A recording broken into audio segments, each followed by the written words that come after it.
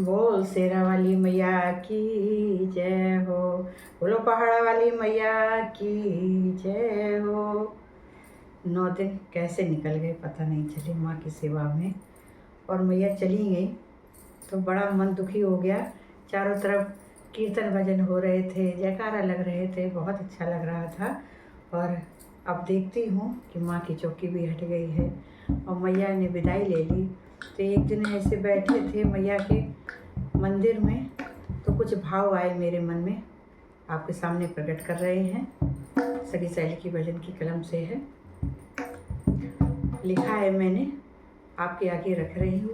अगर अच्छा लगे तो आप लाइक करना, कमेंट करना, शेयर करना, सब्सक्राइब जरूर करिएगा मेरे चैनल को।